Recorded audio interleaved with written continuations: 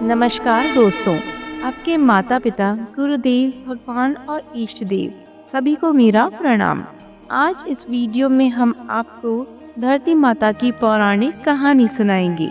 धरती माता के व्रत व पूजन का विशेष महत्व शास्त्रों और पुराणों में वर्णित है। धरती माता का व्रत और पूजन करते समय धरती माता की कहानी सुननी जाती है। जो भी व्यक्ति सच्चे मन से धरती माता की पूजा करता है तो उसे पाप कर्मों से छुटकारा मिलता है। धरती माता की कहानी सुनने से व्यक्ति की मनोकामनाएं पूर्ण होती है। एक समय की बात है, एक गांव में एक दादी पोती रहा करती थी। वह रोजाना धरती माता की कहानी कहती और सुनती थी। वह लोटे में जल भरकर और उसमें फूल रखकर कहानी कहती थी।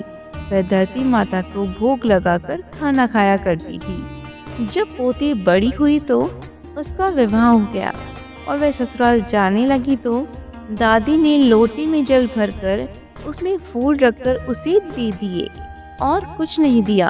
वह रास्ते में चलती जाए और सोचती जाए कि सब पूछेंगे कि तू क्या लेकर आई है, तो मैं क्या जवाब दूंगी, कैसे बताऊंगी कि मेरी दादी ने कुछ नहीं दिया, बस पानी का लोटा भरकर दे दिया। धरती माता ने सोचा इसका कष्ट मिटाना होगा, नहीं तो कलयुग में मुझे कौन मानेगा और कौन पूछेगा। बाद में वह रास्ते में कहानी कहती जाए और अर्घ देती जाए तो हीरे मोती और गहनों का भंडार बढ़ता जाता है। वह खूब पहन ओढ़ कर ससुराल पहुंचती है तो ससुर ने कहा, बहू तो बहुत बड़े घर की है। ससुर ने सास से कहा, पड़ोसन से मूंग चावल उधार लेकर आओ और बहू के लिए कुछ बनाओ। बहू ने कहा कि मेरे लोटे में से जल लेकर रसोई बनाओ। जब सास ने बहू के लोटे में से जल लेकर रसोई बनाई तो भगोना भर गया। तरह तरह की मिठाइयाँ बन गई। सास ने कहा, बहू जीम ले।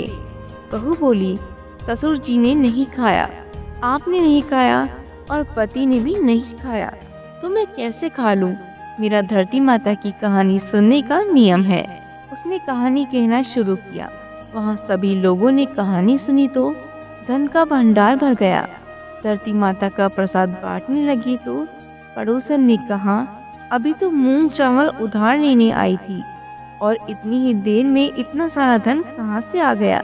सास बोली, मेरी बहू धरती माता की नियम से कहानी सुना करती है, हमारे ऊपर धरती माता की कृपा बरसती है। हे धरती माता, जैसे साहूकार की बहू पर अपनी कृपा बनाए रखी वैसे सब पर बनाए रखना। कहानी कहने वालों का, कहानी सुनने वालों का और हुकार भरने वालों का सदा भला हो। हे धरती माता, सभी की मनोकामना हमेशा पूर्ण करना। बोलो धरती माता की जय हो। आशा करते हैं कि आपको यह कहानी पसंद आई होगी।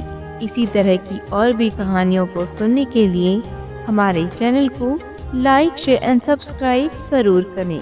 धन्यवाद।